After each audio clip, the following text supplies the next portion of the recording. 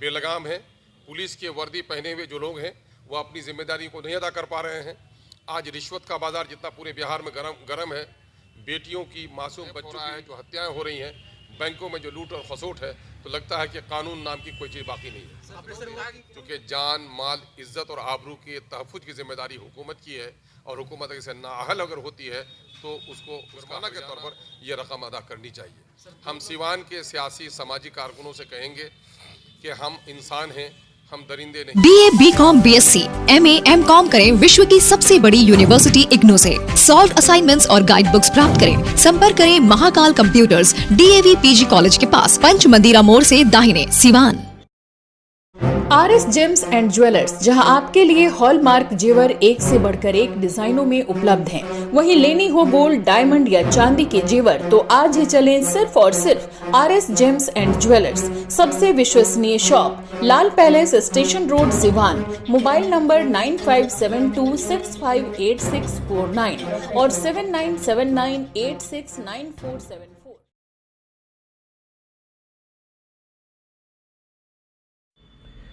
नमस्कार, आप देख रहे हैं ATN लाइव और मैं हूं चंदन।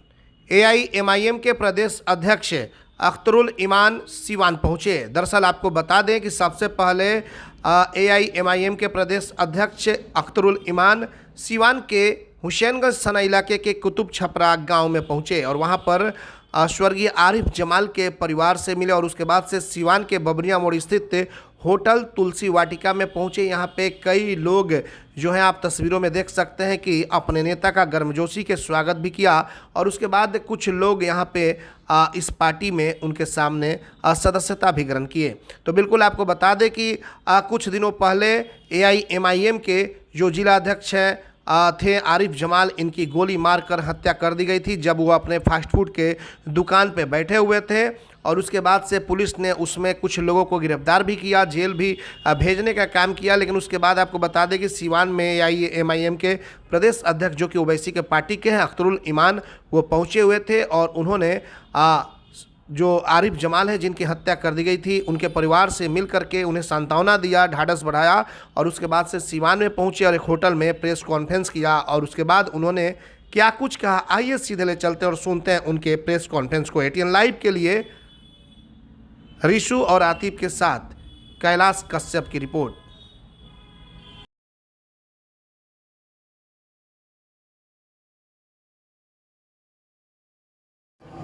अरे जो पीछे हो तो आगे आ जाओ नीचे।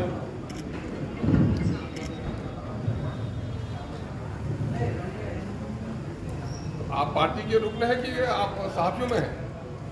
अच्छा दोनों काम हो सकता है। आरिफ जमाल साहब की जो शहादत हुई है, जालिमों ने जो उनकी निर्मम हत्या की है, उनके सीने पे गोली चलाकर उन्हें कत्ल किया है, हम उसके गम में शरीक होने के लिए आए। बाहर था मैं, कई प्रोग्राम थे जिसकी वजह से बर वक्त मैं ना आ सका था। मेरी तरफ से पार्टी के यूथ स्टेट प्रेसिडेंट जनाब आदिल हसन साहब और दीगर हमारे सभी रफ़ा तजहीज़ व तकफ़ीन में भी शामिल थे। हुकूमत वक्त और पुलिस के एहलकारों से हम लोगों ने बात की है कि हुकूमत के लॉ एंड ऑर्डर के फेलियर का नतीजा है कि एक ऐसा मुखलिस नौजवान जिस पर कभी कोई दाग नहीं रहा, जिनका किरदार साफ़ और शफ़ाफ रहा और जो सामाजिक कारकुन था और पार्टी का हमारा साबिक कन्वेनर, डिस्ट्रिक्ट कन्वेनर भी रहा है, उसकी ये निर्मम हत्या हुकूमत के नाअहली की वजह से हुई है। इस वजह से जहां हम उसके गम में शरीक हैं, वहीं हुकूमत से ये मुतालबा कर रहे हैं कि हुकूमत कातिलों को जल्द अज जल्द गिरफ़्तार करे। इसके साजिश में जो लोग शामिल हैं, ऐसे तमाम तो लोगों की सज़ा जेल की सलाखों पे नहीं बल्कि उन लोगों को मौत के बदले में मौत की सज़ा दी जाए। इनके फैमिली, इनके बिलखते यतीम बच्चे और उनकी सिसकती हुई बेवा के लिए हुकूमत फौरी तौर पर 50 लाख रुपये का मुआवजा दे और उनकी बीवी को सरकारी मुलाजमत दे, क्योंकि जान, माल, इज़्ज़त और आबरू के तहफ़्फ़ुज़ की जिम्मेदारी हुकूमत की है और हुकूमत इसे नाअहल अगर होती है तो उसको उसका हर्जाना और उसको जुर्माना के तौर पर यह रकम अदा करनी चाहिए।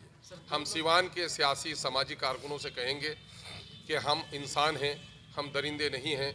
हमारे इख्तलाफात लफ्ज़ों से होंगे, हमारे इख्तलाफात अपनी बातों से होंगे। हम दलील के साथ अपनी बात मनवाएंगे, दलील के साथ दूसरे की बात मानेंगे। सियासी तौर पर हमारा कोई आदमी इख्तलाफ करे तो वो आदमी हमसे इख्तलाफ करने वाला हो सकता है, हमारा दुश्मन नहीं हो सकता। और जहाँ तक मैं समझता हूँ कि MIM के लोगों को निशाना बनाया जा रहा है, तो मैं ये समझता हूँ कि ऐसे लोग कहीं न कहीं किसी राजनीतिक घरों से उनका ताल्लुक़ होगा जो MIM के लोगों को खौफजदा करना चाहते हैं। MIM की तमाना आवाज़ पूरे बिहार में अक़लियतों, दलितों, मजबूरों, शोषितों और वंचितों की हिमायत में उठती है, उस आवाज़ को बंद करना चाहते हैं। मैं हुकूमत बिहार से भी मुतालबा करता हूँ कि ये जमहूरियत के गला घोटने के मुतरादिफ है। एक जमाल की गिरफ्तारी, एक आरिफ जमाल की हत्या नहीं है, बल्कि ये जमहूरियत की भी हत्या है कि जमहूरी अंदाज में कोई सियासी कारकुन अपनी बात को रखे तो उसको डराया और धमकाया जाए। आमतौर पे देखा जा रहा है बिहार में जिस तरीके से हत्याओं का दौर चल रहा है, क्या लग रहा है कि ये सिर्फ राजनीतिक हत्या है या कुछ आप इस मामले में? देखिए, राजनीतिक हत्या से भी इनकार तो नहीं किया जा सकता, लेकिन हुकूमत की नाअहली का सबसे बड़ा सबूत है। नीतीश कुमार जी ने पिछले शुरू के 5 साल जिस तरह से क्राइम को कंट्रोल उसने किया था, वो कहीं ना कहीं से नाअहल साबित हो रहे हैं। और इस वक्त बेटियां महफूज नहीं हैं, शराब पर पाबंदी है लेकिन शराब की नदियां बह रही हैं, और अफसरों के दरमियान में जो अफसराना मिजाज आया है, तो मैं ये कहूँगा कि जमहूरियत पामाल होती है तो वहाँ अय्यारी जन्म लेती है, डेमोक्रेसी चेंज होती है हिपोक्रेसी में, और जब हिपोक्रेसी नाकाम हो जाती है तो ब्यूरोक्रेसी आती है। और पूरे बिहार में मैं समझता हूँ कि ब्यूरोक्रेसी लाने में नीतीश कुमार जी ने बड़ा रोल अदा किया है। आज किसी राजनेता की नहीं चलती है, इनके अफसर बेलगाम हैं। पुलिस की वर्दी पहने हुए जो लोग हैं वो अपनी जिम्मेदारी को नहीं अदा कर पा रहे हैं। आज रिश्वत का बाज़ार जितना पूरे बिहार में गरम है, बेटियों की, मासूम बच्चों की के साथ जो रेप हो रहा है, जो हत्याएं हो रही हैं, बैंकों में जो लूट और खसोट है, तो लगता है कि कानून नाम की कोई चीज़ बाकी नहीं है। आपने सर कहा कि खून का बदला खून, और दूसरी चीज़ है कि कुछ लोग अब ये बात कह रहे हैं कि यहाँ भी बुलडोजर राज लानी चाहिए। तो दोनों चीज़ें सर, इस तरह आप जो बात बोल रहे हैं, नहीं क्या असर में नहीं, मैं उन वहशियों में नहीं हूँ जो मैं बुलडोज़र की बात करूँ। मैं हिंदुस्तान का एक जिम्मेदार शहरी हूँ, इसलिए अदालत का काम अदालत को करने देना चाहिए, पुलिस को अपनी जिम्मेदारी अदा करना चाहिए, आवाम को भी एहतजाज जमहूरी अंदाज में करने का हक़ है। मैं खून के बदले खून इसलिए कहता हूँ कि हिंदुस्तान की अदालत और आइन में खून के बदले खून की भी गुंजाइश है। आप आने वाले दिनों में देखते होंगे कभी फांसी की सज़ा दी जाती है, इस सज़ा को खून के बदले खून की सज़ा कहते हैं। सर, 2 लोगों की गिरफ्तारी हो गई है, पुलिस प्रशासन अपनी जिम्मेदारियों को निभाता हुआ नजर आ रहा है, क्या आप उससे संतुष्ट हैं? आपकी पार्टी संतुष्ट है? देखिए, मैं तो ये कहूँगा कि पूरे मुल्क में जिस तरह से एक मरहूम के गम में लोगों ने मीडिया के जरिए से जिस तरह अपने गम और गुस्से का इजहार किया, पुलिस ने दबाव में आकर फौरी तौर पर गिरफ्तारी तो की है, लेकिन पुलिस को तमाम तर साजिश को सामने में लाना चाहिए कि कत्ल किया तो किसने किया है, किन वजूहात की बुनियाद पर किया है, इस कत्ल में शामिल और साजिश में शामिल कौन कौन लोग हैं। जब तक उन तमाम तर लोगों की गिरफ्तारी नहीं हो जाती है, तब तक पुलिस अपनी जिम्मेदारी से ओहदा बरा नहीं हो सकती। MIM शुरू दिन से आप देख रहे होंगे कि इस गमनाक खबर को सुनते ही हम बिहार के ज़िम्मेदारों ने भी और कौमी सतह पर हमारे ज़िम्मेदार और हमारे सरपंच जनाब बैरिस्टर असदुद्दीन साहब ने भी आवाज़ उठाई है। हम इस वक्त अपनी पूरी ताकत और तवानाई के साथ हुकूमत पर दबाव डालेंगे कि हुकूमत इस हमारे मरहूम जनाब भाई आरिफ जमाल के कातिलों को जहाँ से भी हो ढूंढ निकाले, इनके कत्ल के वजूहात को सामने में लाए और उनको करार वाकई सजा दे। क्या लगता है कि MIM को जब दबाने की कोशिश की जाएगी, MIM में लोगों का हुजूम बढ़ता जाएगा और MIM उभर के सामने आएगा? कुछ वसूलों का नशा है, कुछ मुक़द्दस ख्वाब थे, यही फ़ी ज़माना शहादत के असबाब थे। मामला ये है कि जिनको वसूलों का नशा है और जिन लोगों ने भारत की सरज़मीन में, मुक़द्दस सरज़मीन में इंसाफ और अमन को कायम करने का इरादा ठाना है, वो शहादत से नहीं डरते। यकीनन है कि MIM के लोग डरते नहीं हैं। मुख्य कारण जो है कि सामने नहीं आ रहा है, पुलिस क्यों नहीं लाना चाहती? मैं तो यही कि मुतालबा कर रहा हूँ कि खानापुरी से काम नहीं चलेगा कि आपने 1-2 आदमी को गिरफ्तार कर दिया और आप अपनी ज़िम्मेदारी से अलग हो गए। आप लाइए, पुलिस के ज़िम्मेदारों की ये ज़िम्मेदारी है कि कातिल कौन है और कत्ल क्यों किया गया है और इस कत्ल की साजिश में कौन कौन लोग हैं। इन तमाम तर लोगों को जब तक सामने में नहीं लाती है, उस वक्त तक ये 2 आदमी की गिरफ्तारी लपापोती ही की जा सकती है। आरिफ जमाल की जो भाभी हैं, उनकी पारिवारिक सदस्य हैं, उनका कहना है कि इसमें प्रशासन का कहीं दोष नहीं है, जिला प्रशासन, बिहार सरकार कहीं दोष नहीं है, वो राजद नेता भी। आपका क्या, आप तो सीधा प्रशासन और मैं समझता हूँ कि किसी खातून के हवाले से बात आपने कही है, भाभी है, और चलिए भाभी भी हो सकती हैं, भाई भी हो सकते हैं, दुनिया में बहुत सारे भाई भी हम लोगों ने देखे हैं, बहुत सारे भाभी भी देखे हैं। दुनिया में मोहब्बत और जुल्म की दोनों दास्तानें जुड़ी रही हैं। मामला ये है कि शायद मोहतरमा को मालूम नहीं होगा कि हुकूमत की जिम्मेदारी क्या होती है ना। अगर चोर चोरी करे, पुलिस उसके साथ न जाए तो चोर का कसूर, पुलिस का कसूर नहीं। पुलिस की वर्दी की जिम्मेदारी बनती है आवाम के खून और पसीने के टैक्स के पैसे से, भिखारियों से टैक्स लेकर के तनख्वाह जब दी जाती है पुलिस को, तनख्वाह दी जाती है सरकारी अमले को, इसलिए दी जाती है कि दफ्तर में बैठा हुआ सीओ रेवेन्यू का काम करे, डीएम पूरे डिस्ट्रिक्ट की जिम्मेदारी संभाले, जज फैसले करे। और पुलिस को ये वर्दी इसलिए दी जाती है कि वो जालिमों के खिलाफ लड़े और अमन पसंद आवाम के जान और माल, इज्जत और आबरू की हिफाजत करे। क्या किसी बेटी की आबरू लूट जाए तो हम कहेंगे कि रेपिस्ट कसूरवार है, पुलिस कसूरवार नहीं है? यकीनन जानिए कि जो जुल्म हुआ है जालिम कसूरवार है और पुलिस नाअहल है तो इसका भी कसूर है। आने वाले वक्त में एमआई से भी राजनीति की जा रही है क्योंकि उनकी भाभी आरजेडी में है। हमने भी जब उनसे प्रश्न पूछा था कि आपके प्रदेश के कोई भी कद्दावर नेता आपके इस बुरे हालात में भी आपके घर तक नहीं पहुंचे हैं, एमआईएम लगातार आपके साथ है, तो उन्होंने कहा था कि सरकार काम कर रही है। क्या आपको लगता है कि क्या वाकई आरजेडी के लोग उनके साथ शामिल हैं या फिर एमआईएम लगातार? अब मैं आरजेडी के बारे में क्या कहूँ भाई, सवाल ये पैदा होता है ये ज़मीन सैयद मरहूम शहाबुद्दीन साहब की सरजमीन नहीं है, गस्ल भी हो चुका, लोग कफना चुके, जिनके खातिर मरे वो ये कहने लगे मरने वाले से अब रिश्ता नाता है क्या, कब्र तक जाना ज़रूरी नहीं। ये तो राजद का मामला रहा है। जब मरहूम शहाबुद्दीन को राजद खबरगिरी नहीं कर सकता है तो आरिफ जमाल की खबरगिरी करने आएगा? किस ख्वाब में लोग हैं? आप ऐसी उम्मीद मत रखिए इनसे। एमआईएम में कई कार्यकर्ताओं की हत्या हुई है, क्या लग रहा है कि आने वाले चुनाव में आप लोग इसको मुद्दा बनाएंगे क्या? मैं मुद्दा बनाऊंगा हर इंसाफ पसंद मीडिया के साथियों को, हर वो इंसान जिसका ज़मीर जिंदा है, हर वो इंसान जिसकी गैरत जिंदा है, वो इसको सवाल बनाएगा, हुकूमत से सवाल पूछेगा। कत्ल किसी का भी हो, उसका ज़ात और मजहब नहीं, एक इंसान का नाहक कत्ल पूरी इंसानियत के कत्ल के बराबर है।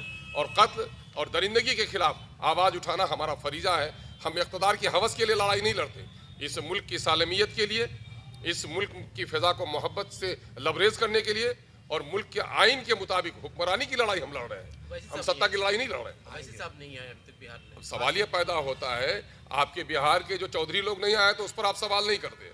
अवैसी साहब का खादिम ही आया है और मेरा इकलौता सदर, मैं बिहार से बाहर था, है ना। कातिल तो फौरी तौर पर मकतूल के करीब होता है तो वही हमदर्द हो जाता है क्या? मामला ये है कि मैं बिहार से बाहर था और हाँ यकीनन कि हमारे लोग आए हैं, इंशाल्लाह मौका मिलेगा वो भी आएंगे। उसने ताज़ियत का एक तरीका होता है, टेलीफोन से उनके ख़ानदान से बात की है, उनके बच्चों के लिए मनसूबा साजी हो रही है, हम आए हैं। पार्टी क्या मदद करेगी? पार्टी इंशाल्लाह जो कुछ बन पड़ेगी अपने तौर पर मदद करेगी।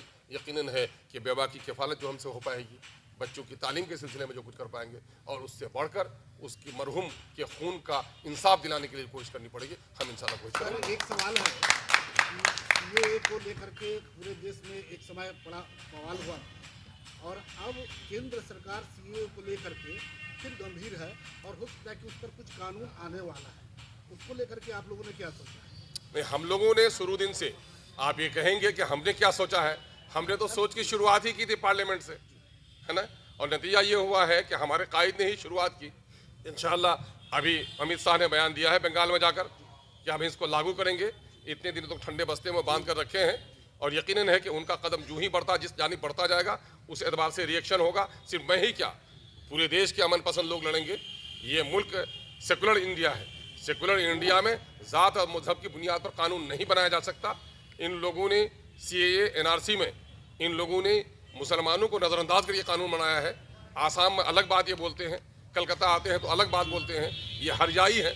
और हम लोग देखेंगे इनके जो अक़दाम होंगे, हम लोगों में मैं यकीन के साथ आपको कहता हूँ कि हमारी तारीख़ रही है कि हमने नमरूद का, हामान का, फ़िरौन का मुकाबला किया है, वक्त के इस फ़िरौन का भी मुकाबला हम लोग करेंगे। आपको क्या लगता है कि जिस तरह से केंद्र सरकार काम कर रही है, आपको क्या लगता है कि लोकतंत्र वाकई खतरे में है? लोकतंत्र वाकई खतरे में। आप अगर दिन को अभी कहें आप कि वाकई सुबह हो गया है तो मैं तो अफसोस करूंगा। यकीनन खतरे में है।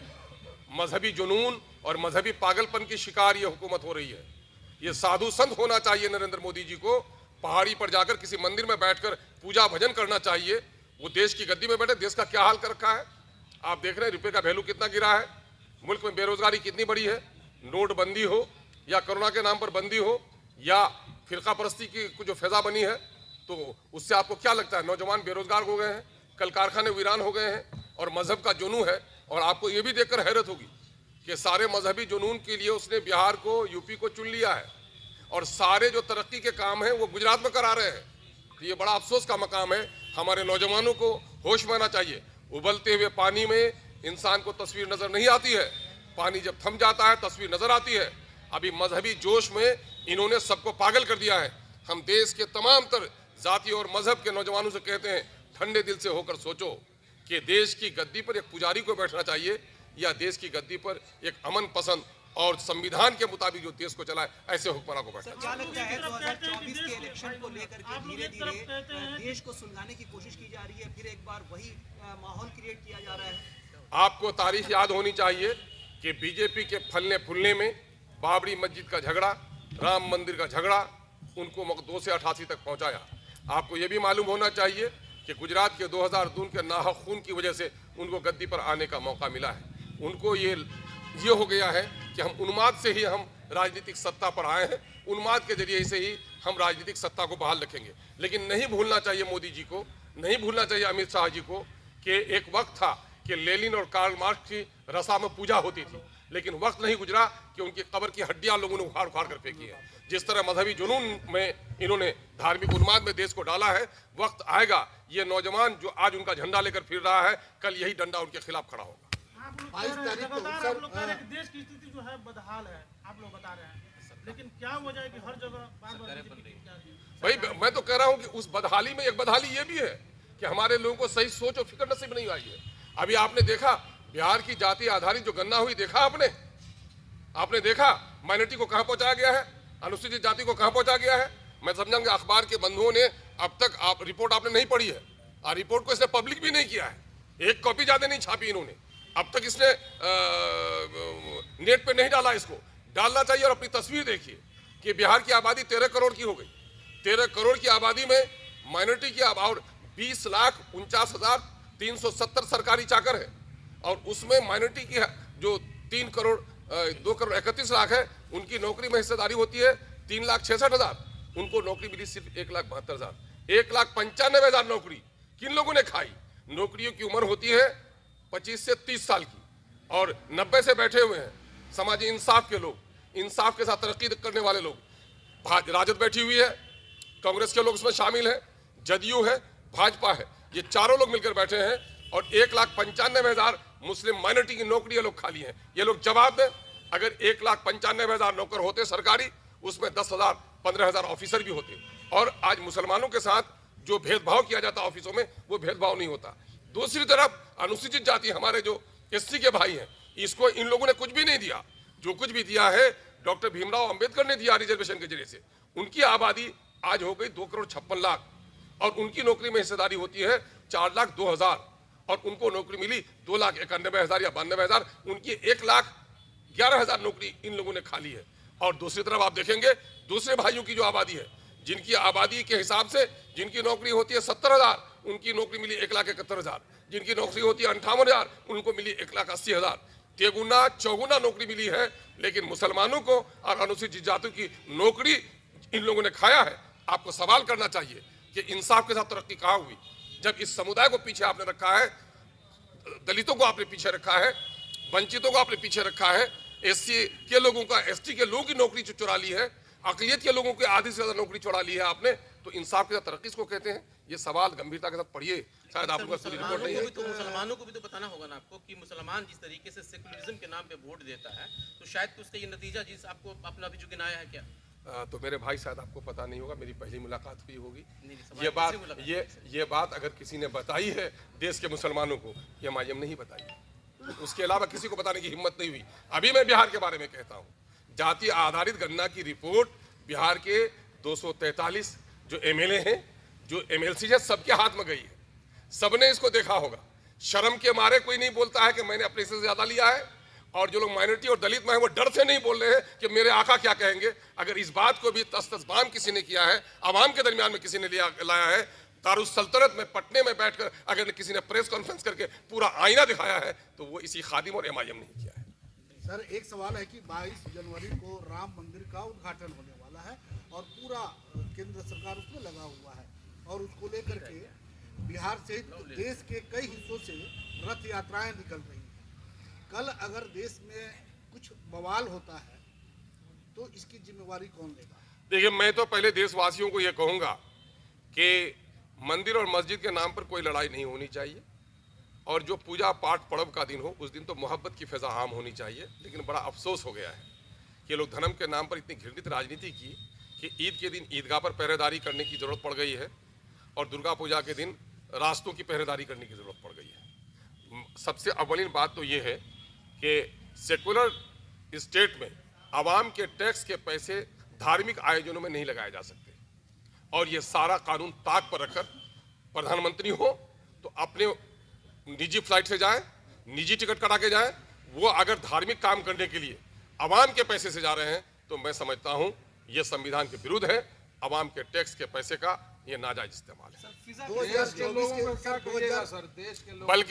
बल्कि ये होना चाहिए कि अगर साफ स्वच्छ इलेक्शन हो तो सत्ता में बैठकर नहीं बल्कि सुप्रीम कोर्ट के किसी न्यायाधीश को जिम्मेदारी देनी चाहिए स्टेट को और पार्टियों को सत्ता मुक्त करके इलेक्शन लड़वाना चाहिए। सत्ता में रहते हुए जो इलेक्शन लड़ते हैं वो हमेशा इलेक्शन को प्रभावित करते हैं। ईवीएम पे भरोसा है? देखिए, ईवीएम पर भरोसा है नहीं भी है, क्योंकि कहीं ये सही भी रखते हैं और कहीं गलत होने की भी खबर मिलती है। एक ऐसा डब्बा है जिसके बारे में कुछ भी कहना मुश्किल है, लेकिन कहीं कहीं के कुछ नतीजे सामने जब आते हैं चौंका देने वाले। चूंकि मुझे याद है कि 2010 में बिहार के एक नेता ऐसे भी जीते थे जिनका मैंने बूथ पर कोई ऐसा आदमी, उनका बूथ एजेंट भी बैठने के लिए तैयार नहीं था और उनका वोट सबसे अधिक आया था। तो कहीं ना कहीं एक संकेत मिलता है कि शायद न कुछ गड़बड़ होता होगा। आने वाले समय में 2024 के इलेक्शन आ गए हैं, लोग कैसे एकजुट होंगे, कैसे इस बीजेपी के जो ताकत है उसको कमजोर कर पाएंगे? देखिए, जाति मुफाद से और भय से लोगों को निकलना पड़ेगा, है ना। क़यादत दिल्ली और पटने में नहीं होती, क़यादत की चिंगारियां बस्तियों से उठती हैं। आम वोटर, पढ़े लिखे लोग, एक साहब ने बड़ी अच्छी बात कही, समाज कभी भी चोर उचक्के और शराबियों से नहीं बिगड़ता। समाज का बुद्धिजीवी वर्ग जब चुप हो जाता है समाज बिगड़ जाता है। बुद्धिजीवियों को सामने आना चाहिए।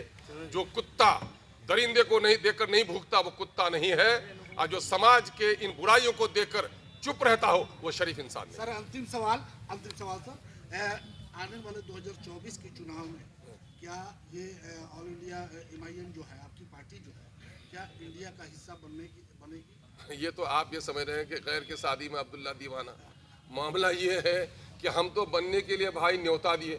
आपने मेरा कैरेक्टर देखा होगा कि जब सरकार के बनने की लालसा थी लालू जी को, तो लालू जी ने मुझे फ़ोन किया, दर्जनों बार मेरे नेता को फ़ोन किया। मिस्टर शहनवाज जो इस वक्त आपदा बने हुए हैं, मंत्री बने हुए हैं, तो उनको भी फ़ोन किया हमने। मेरे नेता ने कहा, मेरे ससुर ओवैसी साहब ने, कि लालू जी को मेरा सलाम कह दीजिए, बीजेपी के खिलाफ वो हुकूमत बनाने की कोशिश कर रहे हैं, हम उसको साधुवाद देते हैं। 118 वो लेके आए तो 5 लोग जाकर आप शामिल होकर उसकी हुकूमत बना दीजिए और हमारा कोई भी आदमी ये वजारत का या कोई कंडीशन हमारा नहीं होगा। हमारे क्षेत्र के साथ इंसाफ करें, सिर्फ यही हमारा दावा होगा। फिर वो सरकार नहीं बना सके। जब सदन में मामला आया स्पीकर के चुनने का, हम उस वक्त भी उनके साथ खड़े रहे।